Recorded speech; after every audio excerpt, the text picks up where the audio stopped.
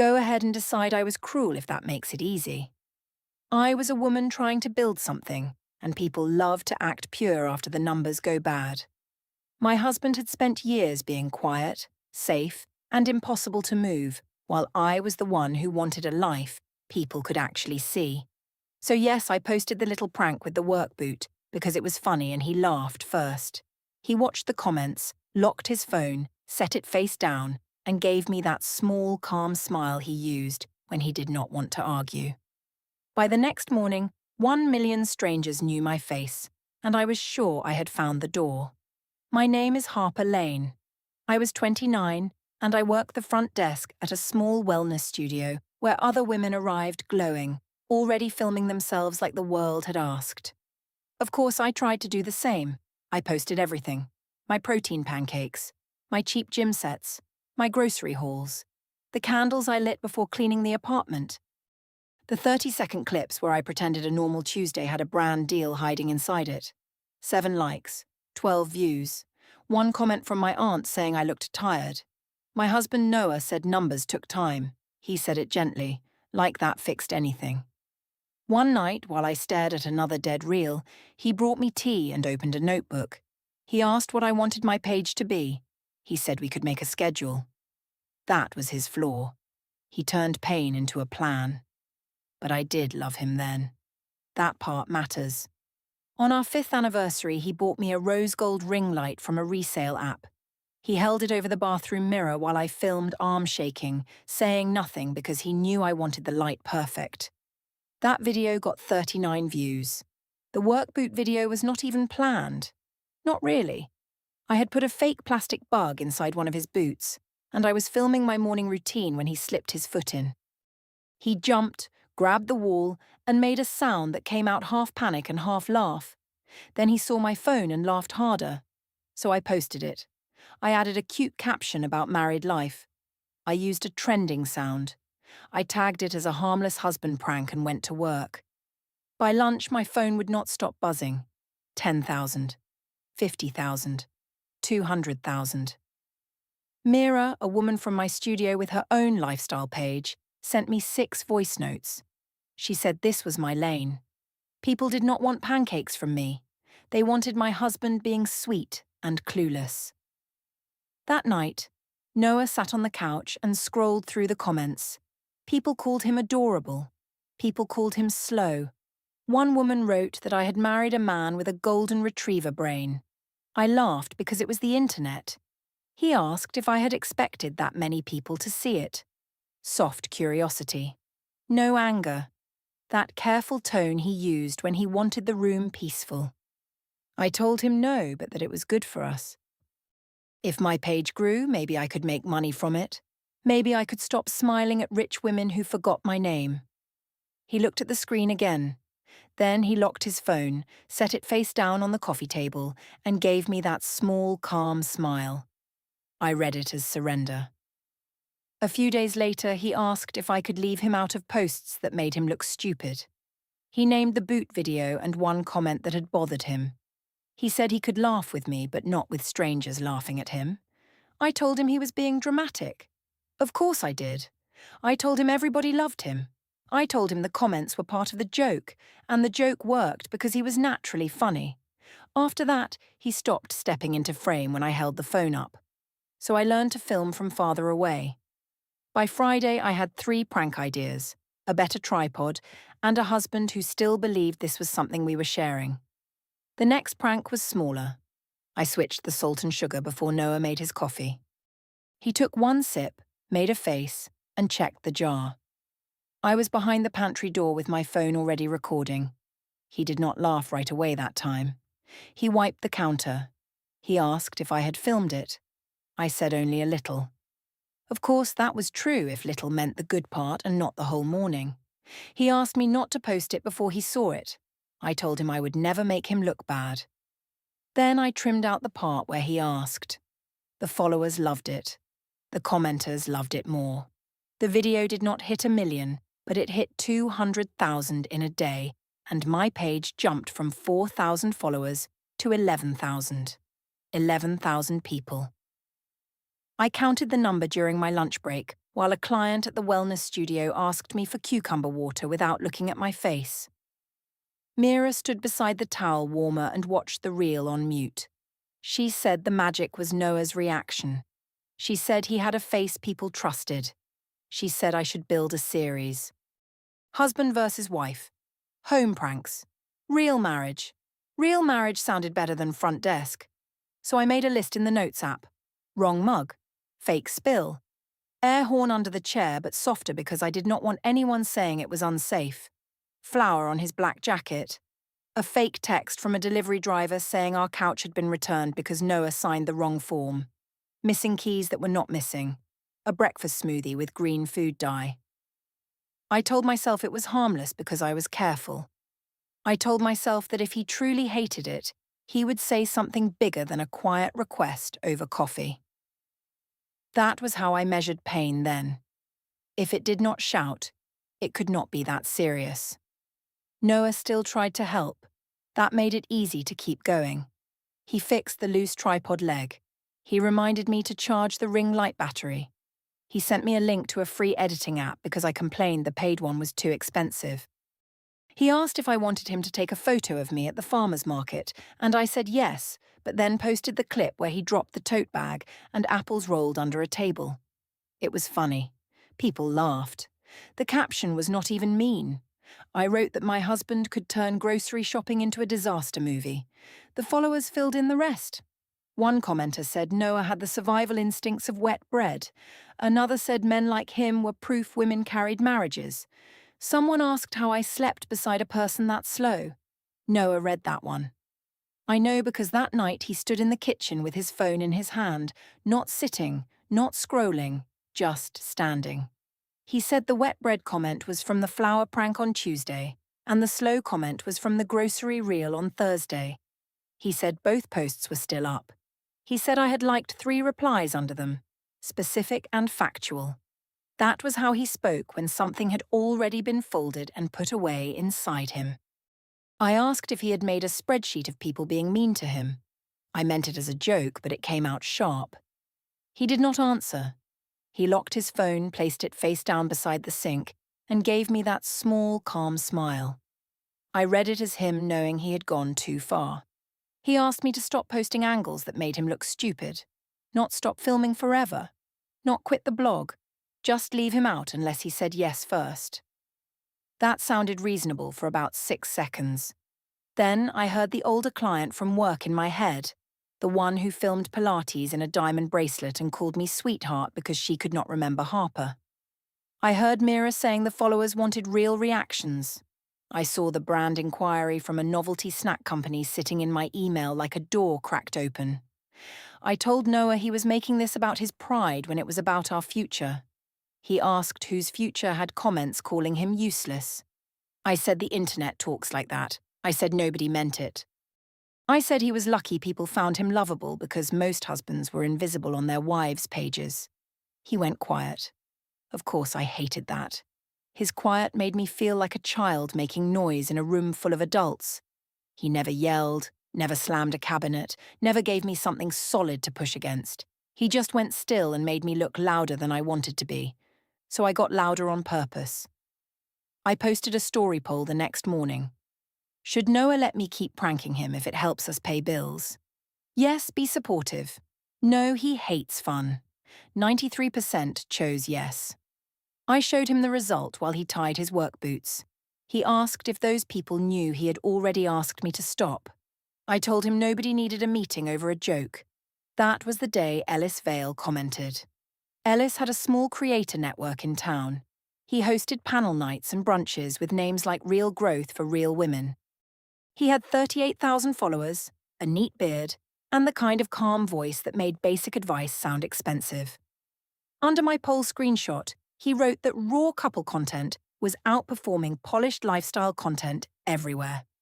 Mira sent me a screenshot within 3 seconds. 3 seconds. 4 exclamation marks. One voice note saying I had to answer him. I did.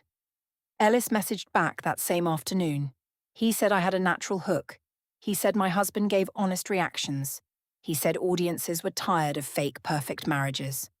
For the first time, Someone with a professional page was not talking to me like a girl begging for attention. He was talking to me like I had a product. When I told Noah, he asked what kind of product needed him to be embarrassed. I said he was twisting it. He said he was naming it. The gap between those two sentences opened a door for a second. Instead, I filmed him later that night trying to open a jar I had already tightened with a rubber grip, and I posted it with a sound effect over his face. The followers called him sweet. The commenters called him weak. The brands called it engagement. By the end of the week, I had 24,000 followers, 1 free box of protein cookies, and a husband who started checking the corners of rooms before he spoke. The coffee market was Ellis's idea, though I made it mine. Every Saturday, local vendors set up along the brick walkway near the old train depot. There were flowers, pastries, candles, and a little coffee cart where people waited too long for drinks with lavender foam. Ellis said I should do a public husband challenge there. Nothing cruel, he said. Just playful. Something viewers could vote on live. I liked that he used words like viewers. They made me feel less like a front desk girl with a phone and more like someone building a format. Noah did not want to come. He asked if it was for my page. I told him it was a market morning, not a shoot. Of course I brought the tripod. I brought the ring light too, clipped to a little stand because the weather app said clouds. He looked at the bag when I zipped it. He asked if I was planning another prank. I said I was planning content. There was a difference, even if he kept pretending not to hear it. He drove us anyway. That was another thing people did not understand. Noah was not helpless. He was dependable. He knew where to park, carried the heavy bag, remembered the cash booth, and stood in lines without making it a test of his importance. He did all the small work that made my life smooth, then acted confused when I wanted something bigger than smooth. At the market, Mira met us by the candle table. She wore a white tennis skirt and big sunglasses even though the sky was grey. She hugged me with one arm and asked Noah if he was ready to become famous again. He said he was ready for coffee. Mira laughed too loudly. I laughed with her. It made the moment feel light, so I kept moving. Ellis arrived with a portable microphone and a stack of little cardboard signs.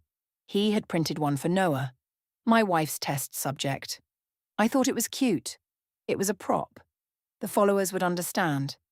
Noah read it and did not put it on. He asked if I had agreed to that without asking him. Quiet debrief. No scene. No raised voice. Just one real question in the middle of a public place. I told him not to be stiff. I said everybody at the market was making content and nobody cared. I said I was the one who looked foolish if he refused after I had promoted the live. That was true in a way. I had posted a teaser the night before. Big husband prank tomorrow. Live at 11. Mira checked her phone and whispered that people were already waiting. Ellis said the first 5 minutes mattered. The followers started joining before I had centered the frame. 200, 900, 2100. I counted because counting made the shake in my hands feel like math. I clipped the rose gold ring light to the stand and pointed my phone at Noah. Then I held up the sign and told the live stream he was being shy. The comments flew too fast to read, but I caught pieces. Make him wear it. He signed up for this. We love confused husband. He had not signed up. I did not say that part. Instead, I slipped the string over his neck while Mira clapped. Noah caught the cardboard before it hit his chest and looked at me, not the phone. He asked if I was hearing him. I said the audience heard him being dramatic. The first challenge was coffee tasting. I had bought 4 sample cups and mixed in safe but ridiculous flavors at home. Salted maple, pickle juice in one, hot sauce in another. Nothing dangerous. That mattered to me then, as if harm only counted when someone needed ice. Noah took the first cup because the crowd was watching. He smelled it, looked at me and asked if he had to drink it. I told the viewers my husband thought oat milk was spicy, so this was going to be good. The followers sent laughing emojis. People at the market slowed down. A woman near the pastry table lifted her phone. Noah tasted the pickle one and coughed into his sleeve. The crowd laughed.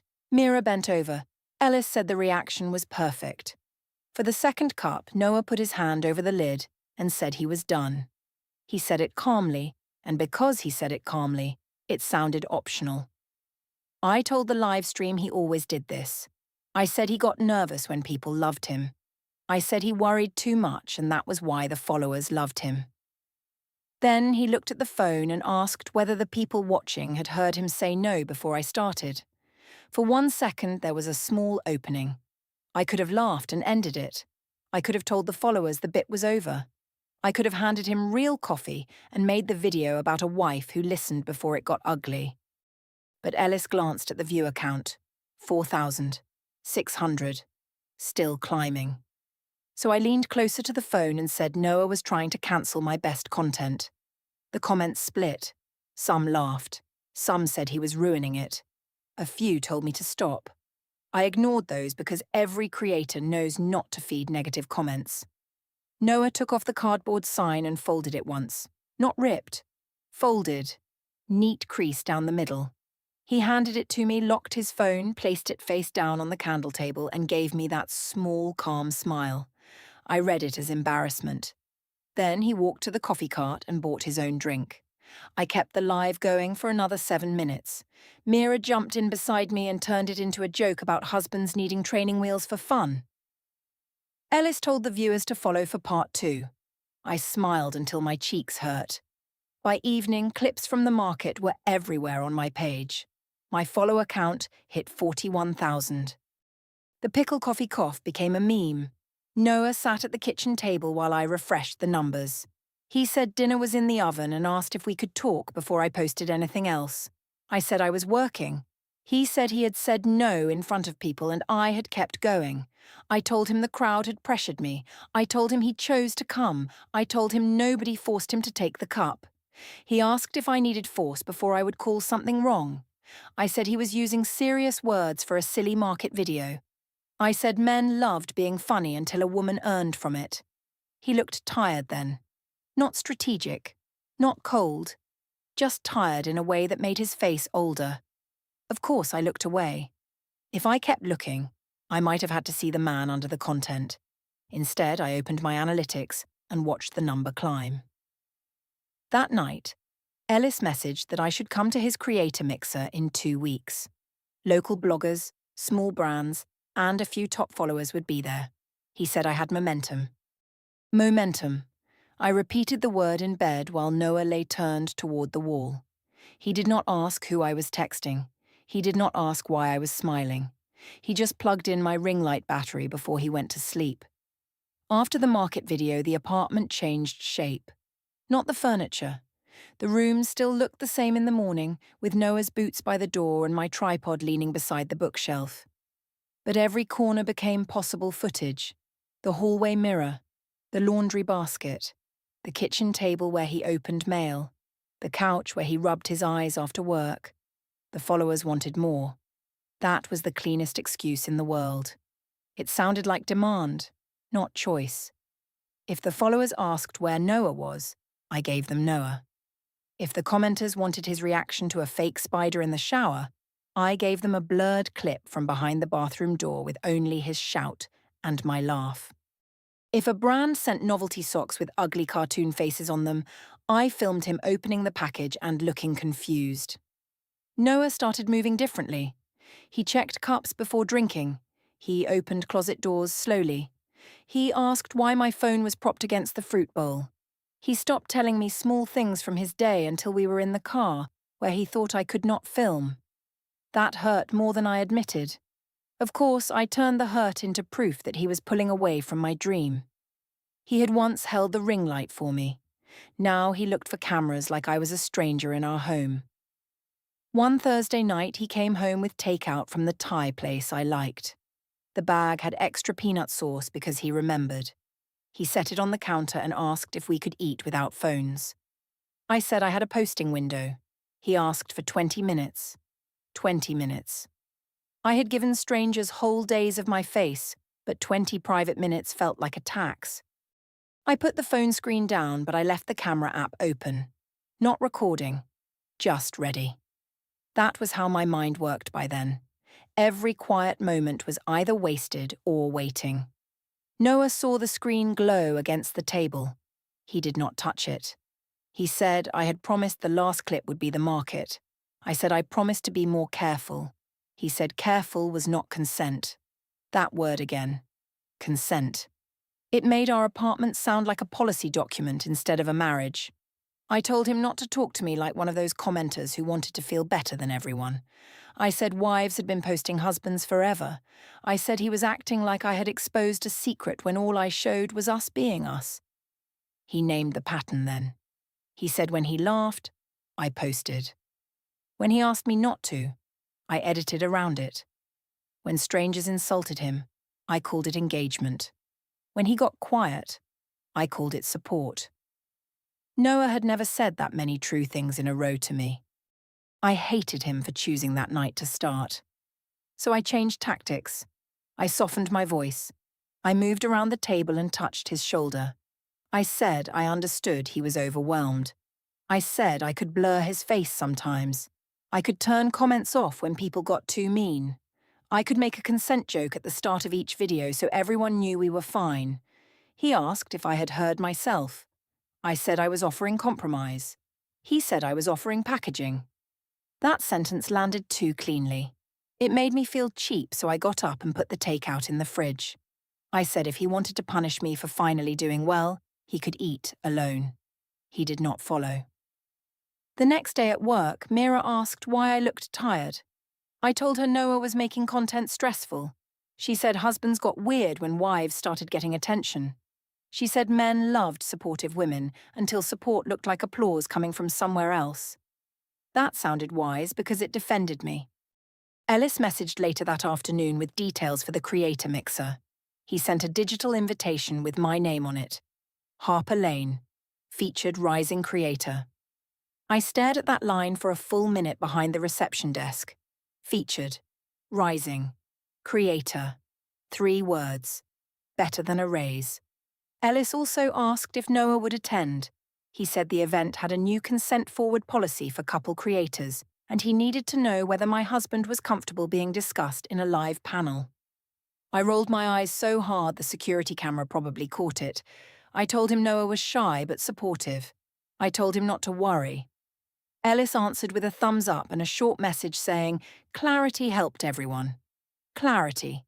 Consent. Policy. The creator crowd had such polished words for things that used to be simple. That evening, I found Noah at the dining table with his notebook open. The same notebook from the early days, when he had asked what I wanted my page to be. I thought he was finally helping again. Then I saw dates. Not plans. Dates. March 4th, boot video posted. March 7th, asked her not to post comments calling me slow. March 12th, salt coffee. March 18th, market live. Said no twice. I laughed because that was easier than asking why my throat went dry. I said he really had made a spreadsheet of being offended. He closed the notebook slowly. He locked his phone and set it face down on top of the cover. Then the small, calm smile came back. I read it as pettiness. He asked if I wanted to read the rest. I said I did not need his diary to know what happened in my own marriage. That was almost a near thing. For a second, standing over that notebook, I saw the shape of it.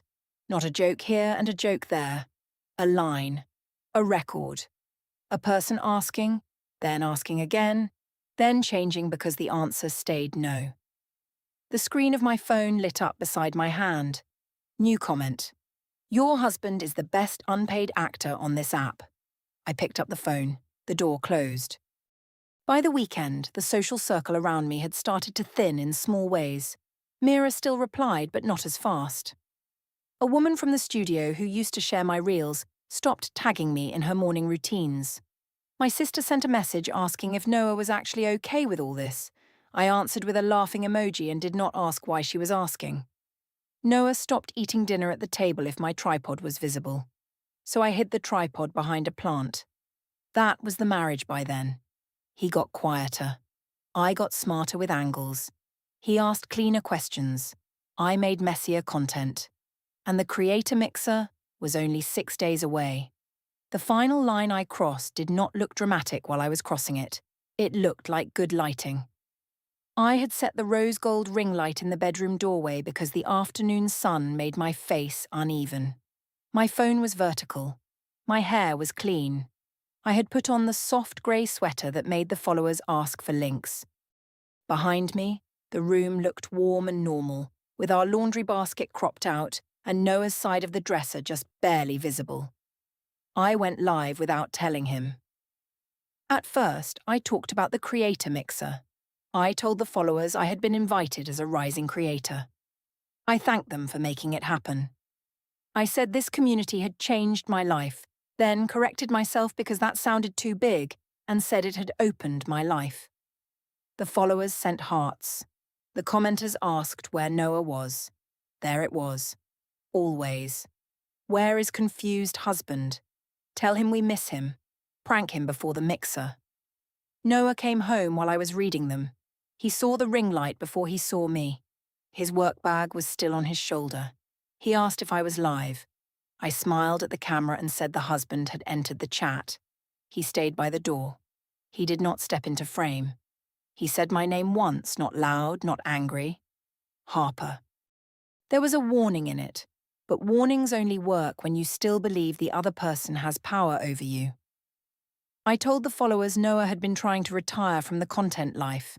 I said he was getting shy now that I was finally growing. I said some people loved the benefits of a dream but not the work that made it happen. He asked me to turn it off. Final and clean. One real offer in the shape of a boundary. Turn it off, and we could talk. I told him we were talking. I told him the followers were part of the reason we had options now. I told him to stop acting like my audience was dirty just because it did not belong to him. He said he was not asking for the audience. He was asking for his home back. That was the last clean exit. Instead, I tilted the phone just enough for his shoulder and hand to enter the frame. Not his face. I could tell myself I respected that. The followers could still see his hesitation, the way his fingers tightened on the strap of his work bag. I said on live that I would make prank content with or without his approval because my page was not going backward. I said he should understand what it meant for us. I said if he wanted a wife who stayed invisible, he had chosen the wrong wife. The comments exploded. Some loved it. Some told me I was brave. Some said he sounded controlling. Others told me to stop using him. I focused on the ones that fed me. Noah did not move. Then he said I was clipping him into a villain while asking him to play the joke. I told the viewers this was what I meant. He looked at the phone, then at me. He said, still calm, that if I wanted the creator life that badly, I should take the mixer, take the followers, take the room, but I should not expect him to keep being the joke inside it. I laughed because the silence after that scared me. Of course, I made the laugh bright. I told the audience my husband had entered his dramatic era. I told them he always did this when something good happened for me. Then I said the one thing I still believe was true. I said he never fought this hard for my dream when it was small. He only fought when my dream stopped fitting around his comfort. He had no answer. None. His mouth moved a little, then closed. For once, the calm did not look like control. It looked like I had put my finger on the one bruise he could not organize. That made me feel powerful. It also made me mean. He set his work bag down. He walked to the dining table, picked up the old content notebook and closed it. Not softly, not slammed, just closed. The sound was flat. He said he would handle things properly from now on. No legal words, no threat, just that clean little sentence in his clean little voice. I told him to handle his feelings off camera. He locked his phone, set it face down on the closed notebook, and gave me the small, calm smile. I read it as final surrender. The live ended with 32,000 viewers. 32,000. I saved the replay before Noah could ask me not to, then edited a short clip where he said I was clipping him into a villain. I cut out the part where he asked for his home back. I added text over his shoulder that said, "When your husband realizes your blog is bigger than his mood, it performed better than the market video." By morning, I had 68,000 followers and 2 brand emails asking about future rates. Mira sent a heart reaction. No voice note, no joke, just a heart. I sent her 3 messages. Did you see the live? Was I too harsh or was he being dramatic? Can you come over before the mixer? She did not answer. 1 heart, 3 messages. Nothing. I told myself she was busy because busy people surrounded success. The day of the mixer, I got ready like it was an audition. Black jumpsuit, gold hoops, soft curls. The grey sweater folded in my bag in case Ellis wanted a more casual clip. I printed my tiny media kit at the copy shop even though the ink smudged on one corner. I wrote 68,000 followers in bold because numbers were language. Noah watched from the hallway while I packed. He asked if I wanted him to drive me. That was so typical of him that I almost screamed. He could stand in our apartment wounded for weeks, then offer a ride like transportation fixed the shape of what we had become. I said I would take a car. I said creators arrived alone. He nodded. No push, no plea, no final scene. That made me angrier, so I said he did not have to wait up. I said after tonight, people who understood this business would be in the room with me. He said he hoped I got the room I wanted. I heard bitterness. Accuracy was sitting right there too, but I did not reach for it. Not then. The rented studio was on the 2nd floor of an old printing building. I had seen it on Ellis's page, all white brick, polished concrete, plants in black pots. When my car pulled up, the front windows were dark except for a thin line of light under the door. I checked my reflection in the phone screen before going in. 68,000 followers, 2 brand emails, 1 creator badge waiting inside. I was sure Noah had finally gone quiet because he knew the argument was over. The studio door was unlocked. Inside, the front room was dark. Not empty. Dark. I could hear people breathing before I could see them. A chair scraped softly across concrete. Someone cleared their throat. I smiled because I thought Ellis had staged a dramatic entrance for me. Then the rose gold ring light switched on. It stood in the center of the room, the same one Noah had bought second-hand, the same one he had held over our bathroom mirror with his arm shaking. Its circle of light was pointed at a small platform. Noah stood inside it. He smiled. The same small, calm smile. Not surrender. Timing. Behind him a screen showed the boot video. Then the salt coffee. Then the market live.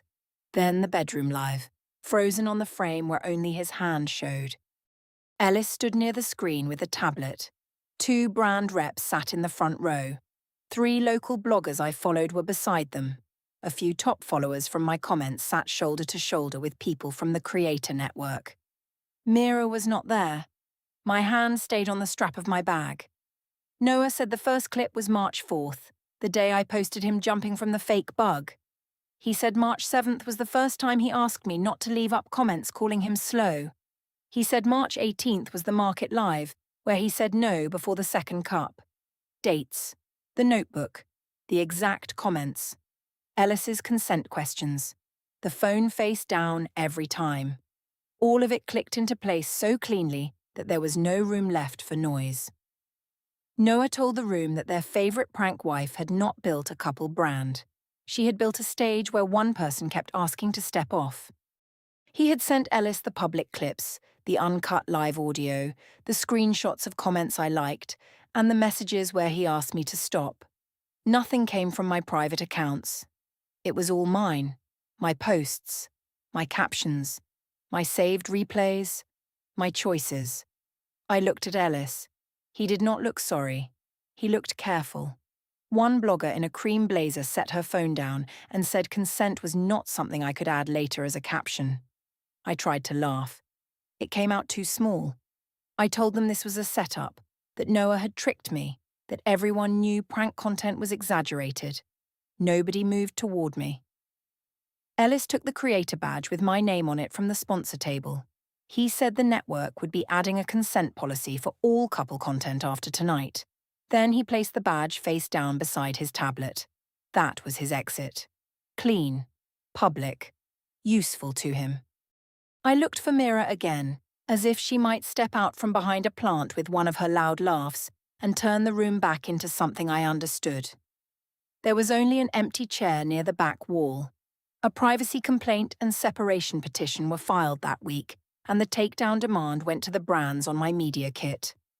Noah stayed in the apartment for 30 days while I moved to a weekly rental above a nail salon. The joint savings went first to deposits, fees, and refunds for the small brand packages I never posted. Mira stopped working my shifts, my sister stopped sending reels, and the followers who had called Noah hilarious began stitching my videos with the uncut audio. Ellis gained 9,000 followers from his consent policy post and never answered my email. At the wellness studio, 2 clients recognized me from the Creator Mixer clip, and my manager moved me from the front desk to laundry until the attention cooled. I kept telling myself that I had only wanted to be seen. That was true. But I had wanted the kind of seeing that did not ask who had to stand under the light with me. I thought the camera made me powerful because it chose where people looked. It only kept proof of where I pointed it. The rose gold ring light sat unplugged in the corner of my rental, tilted toward the wall. I built a brand on making him look small, and the last video showed only the space where my audience used to be.